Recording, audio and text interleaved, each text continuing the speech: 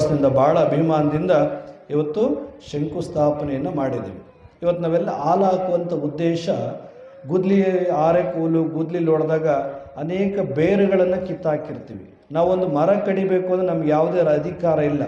ಒಂದು ಕಾಂಗ್ರೆಸ್ ಗಿಡ ಕೀಳಬೇಕು ನಮ್ಗೆ ಅಧಿಕಾರ ಇಲ್ಲ, ಯಾಕೆಂದರೆ ನಾವು ಅದಕ್ಕೆ ಜೀವ ಕೊಟ್ಟಿಲ್ಲ. ಹಾಗಾಗಿ ನಾವೇನಾದರೂ ಗೊತ್ತಿದ್ದೋ ಪಾಪಗಳನ್ನು ಮಾಡಿದರೆ ಅದಕ್ಕೆ ಒಂದಿಷ್ಟು ಪರಿಹಾರ ಆಗಲಿ ಅಂತೇಳಿ ಹಾಲನ್ನು ಹಾಕುವಂಥ ಉದ್ದೇಶ. ಇವೆಲ್ಲ ಇವತ್ತು ಭಾಳ ರಂಗನಾಥ ಸ್ವಾಮಿ ದೇವಸ್ಥಾನದ ಭೂಮಿ ಪೂಜೆ ಶಂಕುಸ್ಥಾಪನೆ ನೀವೇನು ಪ್ರಾರಂಭ ಮಾಡಿದಿರಿ, ಈಗಾಗಲೇ 3,05,00,000 ಅಂತ ಇಟ್ಕೊಂಡಿದ್ದೀರ. 5 ಲಕ್ಷದ ಮೇಗಳ ಕಾಸು ಯಾರ್ದು ಅಂತ ಗೊತ್ತಿಲ್ಲ, ಒಟ್ಟು 5 ಲಕ್ಷ ಅಂತ ಇಟ್ಕೊಂಡಿದ್ದೀರ. 3 ಕೋಟಿನ ನೀವು 30 ಕೋಟಿನಾದರೂ ಮಾಡ್ಕೊಳ್ಳಿ, 100 ಕೋಟಿನಾದರೂ ಮಾಡ್ಕೊಳ್ಳಿ, ದೇವ್ರು ಕಟ್ಟೋದು ಒಂದೇ ಸಾರಿ. ಭಾಳ ವಿವೇಚನೆಗಳನ್ನು ಇಟ್ಕೊಂಡು ಭಾಳ ಪ್ರಾಮಾಣಿಕವು ಶ್ರದ್ಧೆಯಿಂದ ನೋಡಿ 10 ಕಡೆ ವಿಚಾರಿಸಿ ದೇವಸ್ಥಾನವನ್ನು ಕಟ್ಟಿ. ನಾನು ಗೌಡ, ನಾನು ಹೇಳ್ದಂಗೆ ಕಲ್ಲು ಬರಬೇಕು, ನಾನು ಗೊಂಚಕಾರ, ನಾನು ಹೇಳ್ದಂಗೆ ತಿರುಗಬೇಕು, ಎಲ್ಲ ಬಿಟ್ಟುಬಿಡ್ಬೇಕು. ನಾವೆಲ್ಲ ಭಿಕ್ಷುಕರು, ಅನಾಥರು. ದೇವ್ರ ಮುಂದೆ ನಾವೆಲ್ಲ ಮಂಡಿ ಊರಿ ಕೂತಿದ್ದೀವಿ. ದೇವರಿಲ್ಲ ಅಂದ್ರೆ ನಾವು ಉಸಿರಾಡ್ಲಿಕ್ಕೆ ಆಗೋದಿಲ್ಲ. ಇವತ್ತು ನಾನು ಇಲ್ಲಿ ಬಂದಿದ್ದೀನಿ ಅಂತ ಹೇಳಿದ್ರೆ ರಂಗನಾಥ ಸ್ವಾಮಿ ನನಗೆ ಆಶೀರ್ವಾದ ಮಾಡಿದರೆ ನಾನು ಬಂದಿದ್ದೀನಿ. ನಾನು ಬರ್ತಾ ಲಾರಿ ಕೆಳಗೋ ಮರದ ಕೆಳಗಿದ್ರೆ ನನ್ನೆಲ್ಲ ಹೊತ್ಕೊಂಬತ್ತಿದ್ರಿ ನೀವು. ನಾನು ಹೆಣ ತಂದಿಲ್ಲ ಪೂಜೆ ಮಾಡಿದ್ರೆ ನಮ್ಮ ಸ್ವಾಮಿಗಳು ಸತ್ತೋಗಾರಪ್ಪ ಪೂಜೆ ಮಾಡೋಣ ಅಂತೀರಾ. ನಾನು ಎಲ್ಲಿವರೆಗೂ ಮಾತಾಡ್ತೀನಿ ಅಲ್ಲಿವರೆಗೂ ಸ್ವಾಮಿಗಳು, ಜಗದ್ಗುರುಗಳು, ಸಣ್ಣ ಗುರುಗಳು, ದೊಡ್ಡ ಗುರುಗಳು ಅಂತೀರಿ. ನಾನು ಸತ್ತ ಮೇಲೆ ನೀವೇ ಫೋನ್ ಮಾಡ್ತೀರಿ, ಹೆಣ ಎಷ್ಟೊತ್ತಿಗೆ ಬರುತ್ತೆ ಅಂತ ಕೇಳ್ತೀರ. ಅವತ್ತು ಸ್ವಾಮಿಗಳು ಇಲ್ಲ, ಡಾಕ್ಟ್ರು ಇಲ್ಲ. ಅದಕ್ಕಾಗಿ ಒಂದೇ ಒಂದು ದಿವಸ ಬದುಕಲಿಕ್ಕೆ ತುಂಬ ನಾವು ಬದುಕುವಂಥದ್ದು ಬೇಡ. ಅದಕ್ಕೆ ಹೇಳ್ತಾರೆ ಧರ್ಮೋ ರಕ್ಷತೆ ರಕ್ಷಿತ ಅಂತ. ಧರ್ಮವನ್ನು ನಾವು ರಕ್ಷಣೆ ಮಾಡಿದ್ರೆ ನಮ್ಮನ್ನು ಧರ್ಮ ರಕ್ಷಣೆ ಮಾಡುತ್ತೆ. ಅಂಥ ಧರ್ಮದಾದಲ್ಲಿ ನಾವೆಲ್ಲರೂ ಕೂಡ ನಡೆಯೋಣ. ಇವತ್ತೇನು ಕುಳುವರಿಗಿಷ್ಟು ಅಂತ ಹಾಕಿದ್ದಾರೆ ದುಡ್ಡು, 3,000ನೋ 2,000ನೋ 5,000ನೋ ಹಾಕಿರ್ತೀರಿ. ಆ ಕುಳುವರಿ ಮೇಲೆ ಕೊಟ್ಟು ಅದ್ರ ಮೇಲೆ ಒಂದಿಷ್ಟು ತೆಂಗಿನಕಾಯಿನೋ ಕುರಿ ಕೋಳಿ ಮಾರಿ ದುಡ್ಡು ಬಂದರೂ ಕೊಡಿ. 4,000 ಕೊಟ್ಟು ಜಗಳಕ್ಕೇನು ಬರಬೇಡಿ, ನನಗೆ ಹಾಕಿರೋದು ಇಷ್ಟು ಅಂತ. ಇದು ಕುಳುವರಿ ಮೇಲೆ ಹಾಕಿರೋದು ಯಾವುದಪ್ಪ ಅಂದರೆ ಬೆಂಗಳೂರು ಮಂಗಳೂರು ಹೈವೇದು ಟೋಲ್ ಫೀಸ್. ಅದು ಗೊತ್ತಲ್ಲ, ಕಾರ್ ಓಡಾಡೋದು ನಿಮ್ಗೆ ಗೊತ್ತಾಗತ್ತೆ. ಟೋಲು ಕುಳುವರಿಗೆ ಹಾಕಿರೋದು ಯಾವುದು? ಟೋಲು. ನಾನು ಈ ಬುಡಕಟ್ಟಿಗೆ ಸೇರಿರೋದು ಅನ್ನೋದಕ್ಕೆ ರಿನಿವಲ್. ಇದು ನಿಮ್ಮದೆಲ್ಲ ಡಿ ಎಲ್ ಇರ್ತಾವೆ ಗೊತ್ತಲ್ಲ, ಡಿ ಎಲ್ ನೋಡಿದ್ದೀರಲ್ವ?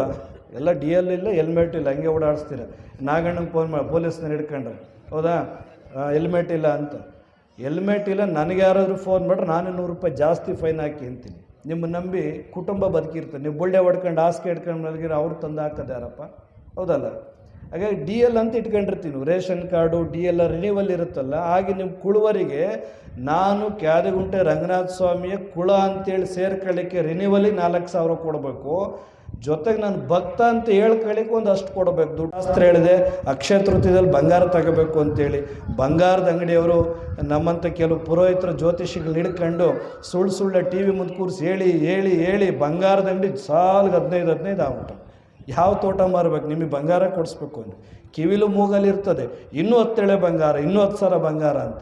ಆ್ಯಕ್ಚುಲಿ ಶಾಸ್ತ್ರ ಏನು ಹೇಳುತ್ತೆ, ಕರಿಮಣಿ ಸರ ಮಾಂಗಲ್ಯ ಹಾಕ್ಕೊಂಡ್ರೆ ಶ್ರೇಷ್ಠ. ನೀವೆಲ್ಲ 3 kg ತಾಳಿ ಹಾಕ್ಕಂತೀರ.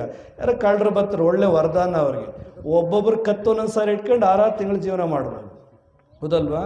ಅವನೇನು ಮಾಡ್ತೀರಿ, ರಾತ್ರೆಲ್ಲ ಮದುವೆಗೆ ಹಾಕ್ಕೊಂಡು ಹೋಗ್ತಾರೆ, ಬೆಳಗ್ಗೆ ತಂದು ಗೂಟಕ್ಕೆ ನೇತಾಕ್ತೀರಿ. ಅಯ್ಯೋ ಭಾರ, ಸೆಕೆ, ಕೊಳೆ, ಕಪ್ಪಾಗ್ಬಿಡುತ್ತೆ ಅಂತ. ಮತ್ತು ಹೆಂಗೆ ಮದುವೆ ಆಗೋದು ಹೆಂಗೆ?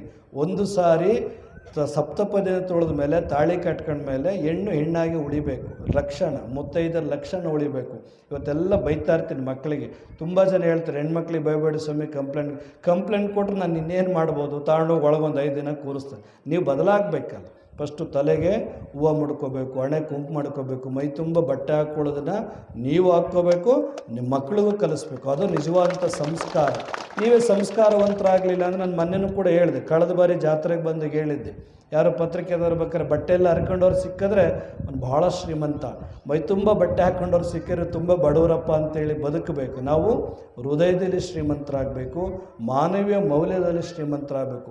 ನಿಜವಾದಂಥ ಶ್ರೀಮಂತರು ಯಾರು ಅಂದರೆ ಹಸಿದು ಬಂದವರಿಗೆ ಒಂದು ತುತ್ತು ಅನ್ನವನ್ನು, ದಣಿದರು ಒಂದು ಲೋಟ ನೀರನ್ನು, ಕಷ್ಟದಲ್ಲಿರೋರು 4 ಧೈರ್ಯದ ಸಾಂತ್ವನದ ಮಾತುಗಳನ್ನು ಯಾರೆಲ್ಲ ಹೇಳ್ತಾರೆ ಅವರು ನಿಜವಾದಂಥ ಶ್ರೀಮಂತರು ಅಂತೇಳಿ ನಾವೆಲ್ಲ ನಂಬಬೇಕಾಗತ್ತೆ ಅಂತ ಸಂದರ್ಭದಲ್ಲಿ ಹೇಳಿ, ಇವತ್ತೇನು ಇದು ಟ್ರಸ್ಟ್ ಮಾಡ್ಕೊಂಡಿದ್ರಿ, ಪೂಜಾರಿದ್ದೀರಿ, ಯಜಮಾನರಿದ್ದೀರಿ, ಎಲ್ಲ ಒಕ್ಕಲು ಅಣ್ಣ ತಮ್ಮದಿರು ನೆಂಟರು ಸೇರಿ ಒಂದು ರಂಗನಾಥ ಸ್ವಾಮಿ ದೇವಸ್ಥಾನವನ್ನು ಕಟ್ಟಲಿಕ್ಕೆ ಹೋಗ್ತಾಯಿದ್ರಿ. ನಾನು ಪ್ರೀತಿಯಿಂದ ಅಭಿಮಾನದಿಂದ ನಿಮ್ಮನ್ನೆಲ್ಲ ಕೇಳ್ಕೊಳ್ತೇನೆ, ನಿಮ್ಮಲ್ಲಿ ಜಗಳ ಆಗಬಾರ್ದು, ಸಣ್ಣ ಪುಟ್ಟ ವ್ಯತ್ಯಾಸಗಳಿದ್ರೆ ನೀವು ಕೂತ್ಕೊಂಡು ಬಗೆಹರಿಸಿ. ನಾನು ಕರೀಲಿಲ್ಲ, ನಾನು ಆರೆಕೋಲು ಹಾಕಲಿಲ್ಲ, ನಾನು ಗುದ್ಲಿ ಪೂಜೆ ಮಾಡಲಿಲ್ಲ, ನಾನು ಸನ್ಮಾನ ಮಾಡಲಿಲ್ಲ. ಓದಿಗೆ ಇರೋರೆಲ್ಲ ಮಾತಾಡಬೇಕಾಗಿತ್ತು. ಅವರೆಲ್ಲ ಸಮಯದ ದಾನವನ್ನು ಮಾಡಿದ್ದಾರೆ. ನಾನು ಇಷ್ಟೊತ್ತು ಮಾತಾಡ್ತಿರ್ಲಿಲ್ಲ. ಇವರೆಲ್ಲರದ್ದು 5-5 ನಿಮಿಷ ಅಂತ ಸೇರಿಸಿ ನಾನೇ ಇನ್ನೂ 6 ಜನದ ಬಾಕಿ ಐತೆ. ನಾನು ಇನ್ನೂ 3 ಜನದ್ದೇ ಮಾತಾಡಿರೋದು. ಹೆಚ್ಚು ಮಾತಾಡಬಾರ್ದು. ಇವತ್ತು ತುಂಬ ಕಾರ್ಯಕ್ರಮಗಳಿರೋದ್ರಿಂದ ಮತ್ತೊಮ್ಮೆ ನಾನು ಬಿಡುವಾದಾಗ, ನಾನು ಈ ಭಾಗಕ್ಕೆ ಬಂದು ನಾನು ದೇವಸ್ಥಾನದ ಕಾರ್ಯಗಳನ್ನು ನೋಡ್ತೀನಿ ಅಂತ ಸಂದರ್ಭದಲ್ಲಿ ಹೇಳಿ ಭಾಗವಹಿಸಿದಂಥ ಎಲ್ಲರೂ ಭಾಳ ಸಂತೋಷ ಆಗ್ತಾ ಇದೆ. ನಾನು ನಿಜವಾಗಿ ಈ ಕಾರ್ಯಕ್ರಮಕ್ಕೆ ನನ್ನ ಆಹ್ವಾನಿಸಿದ್ದಕ್ಕೆ ಮತ್ತು ಅವಕಾಶ ಸಿಕ್ಕಿದ್ದಕ್ಕೆ ಎಲ್ಲೋ ರಂಗನಾಥ ಸ್ವಾಮಿ ನನ್ನ ಮನೆ ಅಳಿಯ ಅಂತ ಮಾಡ್ಕೊಂಡಿದ್ದೇನೆ ಅಂತ ನಾನು ಭಾವಿಸ್ತೇನೆ.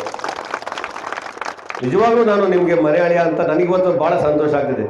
ನಾನು ಎಲ್ಲೆಲ್ಲೋ ಕಾರ್ಯಕ್ರಮ ಎಲ್ಲೋ ಹೋಗ್ಬೇಕಾಗಿದ್ದಕ್ಕಂತವನು ಇಲ್ಲೊಂದಲೂ ಹೋಗಿ ಈ ಕಡೆ ಮತ್ತೆ ಇಲ್ಲಿಗೆ ರಂಗನಾಥ ಸ್ವಾಮಿ ಕರೆಸ್ಕೊಂಡಿದ್ದೆ ಅಂದರೆ ಏನೋ ನಮಗೂ ಈ ಅಳುನವ್ರಿಗೆ ಏನೋ ನೆಂಟಸ್ಥಾನ ಇದ್ದಂಗೆ ಕಾಣ್ತಾ ಇದೆ. ಅದಿಲ್ಲ ಮುಂದಿನ ದಿನಗಳಿಗೆ ಗೊತ್ತಾಗೈತೆ. ಮಾವುಗಳು ಏನು ಮಾಡ್ತೀರಾ, ಕೈ ಹಿಡಿತೀರೋ ಕೈ ಬಿಡ್ತೀರೋ ಅಂತೇಳಿ ಮುಂದಿನ ದಿನಗಳಿಗೆ ಗೊತ್ತಾಗುತ್ತೆ. ಆದರೆ ಇವತ್ತು ಏನೋ ದೇವಸ್ಥಾನವನ್ನು ನೂತನವಾಗಿ ನಿರ್ಮಾಣ ಮಾಡೋಕ್ಕೆ ಕೈ ಕೊಡಿದ್ದೀರಿ, ಅದು ಒಳ್ಳೆಯದಾಗುತ್ತೆ. ಯಾಕಂದರೆ ಇವತ್ತು ದೈವ ಸಂಕಲ್ಪ, ಯಾವುದೇ ಒಂದು ಕೆಲಸ ಕಾರ್ಯಗಳು ಆವಾಗ ಆ ದೈವ ಪ್ರೇರಣೆ ಮತ್ತು ಸಂಕಲ್ಪ ಇದ್ದಾಗ ಮಾತ್ರ ಇಂಥ ಒಳ್ಳೆ ಕಾರ್ಯಗಳನ್ನ ಇವರ ನೇತೃತ್ವದಲ್ಲಿ ಏನು ನಿಮ್ಮೆಲ್ಲ ಟ್ರಸ್ಟ್ಗಳಿದ್ದೀರಿ ಮತ್ತೆಲ್ಲ ಭಕ್ತಾದಿಗಳು, ನಾನು ಹೇಳಿ ಗುಬ್ಬಿ ತಾಲೂಕಿಂದ ಬಂದವರೇ, ನಮ್ಮ ಸುತ್ತಮುತ್ತ ಹಳ್ಳಿಗಳಿಂದ ಸುಮಾರು ಜನ ಬಂದಿದ್ದೀರಿ. ಒಳ್ಳೆಯ ದೇವಸ್ಥಾನ ಆಗಲಿ. ನಾನು ಕೂಡ ನನ್ನ ಕೈಲಾದ ಸಹಾಯವನ್ನು ನೀವು ಯಾವಾಗ ಕೇಳ್ತೀರಿ, ನೀವು ಯಾವಾಗ ನನ್ನ ಸಹಾಯ ಬೇಡ್ತೀರಿ, ಅವತ್ತು ನನ್ನ ಸಹಾಯ ಕೋರ್ತೀರಿ, ಅವತ್ತೆಲ್ಲ ನನ್ನ ಜೊತೆ ಇರ್ತೇನೆ. ಈ ಸುಂದರವಾದ ಒಂದು ದೇವಸ್ಥಾನವನ್ನು ನಮ್ಮ ಹನುಮಂತನಾಥ ಸ್ವಾಮಿಗಳು ಅಷ್ಟೇ, ಅವರೀಗ ಆ ಪೀಠಕ್ಕೆ ಬಂದು ಕೆಲವು ವರ್ಷಗಳಾಗಿದೆ. ವರ್ಷಗಳಾದರೂ ಕೂಡ ಹಲವಾರು ದೇವಸ್ಥಾನಗಳನ್ನು ರಾಜ್ಯಾದ್ಯಂತ, ಅದು ತಮಿಳುನಾಡು ಕೂಡ ಕಟ್ಟಿದ್ದಾರೆ, ಈಗ ಅಂತಾರಾಜ್ಯ ಆಂಧ್ರದಲ್ಲೂ ಕಟ್ಟಿದ್ದಾರೆ. ಅವರಿಗೇನೋ ಒಂದು ಶಕ್ತಿ ಕೊಟ್ಟಿದೆ ಅಂತ ನಾನಾದರೂ ಭಾವಿಸ್ತೇನೆ. ಏನಾದರೂ ಈಗ ಒಂದು ಸಮಾಜಮುಖಿ ಕೆಲಸಗಳನ್ನು ಯಾವುದೇ ಸ್ವಾಮೀಜಿ ಆಗಿರಲಿ, ಆ ಸ್ವಾಮೀಜಿ ಅಂತ ಅಂದ ತಕ್ಷಣ ಎಲ್ಲ ರಾಗ ದ್ವೇಷ ಅಸೂಯೆಗಳನ್ನು ಬಿಟ್ಟು ನಾವು ತಪ್ಪು ಮಾಡ್ಬೋದು. ಸಂಸಾರಿಗಳು ತಪ್ಪು ಮಾಡಿದ್ರೆ ಕ್ಷಮೆ ಇದೆ, ಆದರೆ ಸ್ವಾಮಿಗಳು ತಪ್ಪು ಮಾಡಿದ್ರೆ ಕ್ಷಮೆ ಇಲ್ಲ. ಆದ್ದರಿಂದ ಸ್ವಾಮಿಗಳು ನಾವೇನಾದರೂ ಒಂದು ತಪ್ಪು ಮಾಡಿದಾಗ ಕರೆದು ಬುದ್ಧಿವಾದ ಹೇಳಿ ನೀವೆಲ್ಲ ಬನ್ನಿ ಸೇರ್ಕಡೆ ಮಾಡೋಣ ಅಂತ. ಯಾಕಂದ್ರೆ ಅವ್ರು ಬಿಟ್ಟರೆ ನಮ್ಗೆ ಇನ್ಯಾರಿಲ್ಲ. ಗುರುಗಳೇ ನಮ್ಮ ಸಮಾಜಕ್ಕೆ, ಏನು ನಮ್ಮ ಕುಂಚಿಟಿಗ ಸಮುದಾಯಕ್ಕೆ ಗುರುಗಳೇ ಮುಖ್ಯ. ಯಜಮಾನರು ಬಂಡ್ಕಾರರು ಗುರುಗಳೇ ಪ್ರಾಧಾನ್ಯರಾಗಿ ಮಾಡಿಕೊಂಡು ಪೂಜಾರನೇ ನಾವು ಮುಖ್ಯ ಇಟ್ಕೊಂಡು ಮಾಡ್ತಿರೋ ಸಂದರ್ಭದಲ್ಲಿ ಗುರುಗಳು ನಮ್ಗೆ ಆಶೀರ್ವಾದ ಮಾಡಬೇಕು, ಮಾರ್ಗದರ್ಶನ ಮಾಡಬೇಕು. ಆದಾಗ ಒಂದು ಒಳ್ಳೆ, ಯಾಕಂದರೆ ದೇವಸ್ಥಾನಗಳಾಗಲಿ ಒಂದು ಯಾನೇ ಆಗಲಿ ಒಂದು ಶ್ರದ್ಧಾ ಕೇಂದ್ರಗಳು ನಮಗೆ ಬೇಕಾಗುತ್ತೆ. ಕೆಲವು ಹಿಂದಿನ ದಿನಗಳಲ್ಲಿ ನಮಗೆ ಶಿಕ್ಷಣ ಕಮ್ಮಿ ಇತ್ತು. ಸ್ವತಂತ್ರ ಪೂರ್ವದಲ್ಲಿ 12% ನಮಗೆ ಸಾಕ್ಷರರು ಕೂಡ ಅವತ್ತು ಯಾರಾದರೂ ಊರಿನ ಮುಖ್ಯಸ್ಥರು ಯಾರಾದರೂ ಒಂದು ಹೇಳಿದಾಗ ನಾವೆಲ್ಲ ಅವ್ರ ಜೊತೆ ಹೋಗ್ತಾ ಇದ್ವಿ, ಅವ್ರು ಹೇಳ್ದಂಗೆ ಕೇಳ್ತಾ ಇದ್ವಿ. ಆದರೆ ಇವತ್ತು 80% ಜಾಸ್ತಿ ನಾವು ಸಾಕ್ಷರತೆಯನ್ನು ಹೊಂದಿದ್ದೇವೆ, ಶಿಕ್ಷಣ ಜಾಸ್ತಿ ಆಗಿದೆ. ಆದರೆ ನಾವೀಗ ಯಾರ ಮಾತು ಕೇಳುವ ಸ್ಥಿತಿಯಲ್ಲಿ ಇಲ್ಲ. ನಾವೇ ಲೀಡರ್ ಆಗಿದ್ದೀವಿ, ನಾವೇ ಬುದ್ಧಿವಂತರಾಗಿದ್ದೀವಿ, ನಾವೇ ಎಲ್ಲ ಆಗಿದ್ದೀವಿ. ಈ ಊರು ಹಿಡಿತಕ್ಕೆ ಸಿಗ್ತಾ ಇಲ್ಲ. ಆದ್ದರಿಂದ ನಾವೆಲ್ಲರೂ ಕೂಡ ಇವತ್ತು ಏನೇ ನಾವು ಇದ್ದು ಕೂಡ ಇವತ್ತು ನೆಮ್ಮದಿ ಬೇಕಾಗಿದೆ. ಅನ್ನ ಇದೆ, ಬಟ್ಟೆ ಇದೆ, ಎಲ್ಲ ಇದೆ. ನಮ್ಮ ಜೊತೆಗೆ ಸರ್ಕಾರ ಕೂಡ ಹಲವಾರು ಕಾರ್ಯಕ್ರಮಗಳನ್ನ ಹಮ್ಮಿಕೊಂಡು ನಮ್ಮ ಅಭಿವೃದ್ಧಿಗೆ ಶ್ರಮ ವಹಿಸ್ತಿರೋ ಸಂದರ್ಭದಲ್ಲಿ ನಮ್ಮ ಹಳ್ಳಿಗಳಲ್ಲಿ ನಮ್ಮ ಮನೆಗಳಲ್ಲಿ ನೆಮ್ಮದಿ ಇಲ್ಲ. ಆ ನೆಮ್ಮದಿಯನ್ನು ನಾವು ಹುಡುಕಬೇಕಾದ್ರೆ ದಯಮಾಡಿ ನಾವೆಲ್ಲರೂ ಕೂಡ ಹಿರಿಯರನ್ನ, ತಂದೆ ತಾಯಿಗಳನ್ನ, ಅತ್ತೆ ಮಾವಂದಿರನ್ನ, ಗುರು ಹಿರಿಯರನ್ನ ನಾವು ಪೂಜಿಸ್ತಾ ಆದಾಗ ಮತ್ತು ಗೌರವಿಸ್ತಾ ಆದಾಗ ನೆಮ್ಮದಿ ದೊರಕುತ್ತೆ. ನೆಮ್ಮದಿ ಇದ್ರೆ ಮಾತ್ರ ನಮಗೆ ಭಾಳ ಶಾಂತಿ ಇರುತ್ತೆ. ನೆಮ್ಮದಿ ಇಲ್ಲದಿದ್ದರೆ ನಿಮಗೆ ಯಾವ ಮೃಷ್ಟಾನ್ನ ಭೋಜನ ಇರಲಿ, ನಿಮ್ಗೊಂದು ದೊಡ್ಡ ಒಡವೆ ಇರಲಿ, ವಸ್ತು ಇರಲಿ, ಏನಿದ್ರು ಕೂಡ ನಿಮ್ಗೆ ನೆಮ್ಮದಿ ಇಲ್ದಿರೆ ಅದು ಏನೂ ಆಗೋದಿಲ್ಲ. ಆದ್ದರಿಂದ ಆ ಭಗವಂತನ ರಂಗನಾಥ ಸ್ವಾಮಿ ಕೃಪೆಯಿಂದ ನಿಮ್ಮ ಮಕ್ಕಳಿಗೆಲ್ಲ ಒಳ್ಳೆ ಶಿಕ್ಷಣ ಸಿಗಲಿ, ಸಂಸ್ಕಾರ ಸಿಗಲಿ. ಇಡೀ ಕುಟುಂಬ ಏನು ನಮ್ಮ ಬಂಧುಗಳಿದ್ದೀರಿ, ನೀವೆಲ್ಲ ಭಕ್ತರಿದ್ದೀರಿ, ನಮ್ಮ ಕ್ಷೇತ್ರ ರಂಗನಾಥ ಸ್ವಾಮಿ ಕ್ಷೇತ್ರ ಭಕ್ತರಿ ಎಲ್ಲರೂ ಕೂಡ ನೆಮ್ಮದಿಯನ್ನು ಶಾಂತಿಯನ್ನು ಕೊಡಲಿ ಅಂತ ಹೇಳಿ ಎರಡು ಮಾತಾಡೋಕ್ಕೆ ಅವಕಾಶಗಳು ಮುಗಿಸ್ತೇನೆ.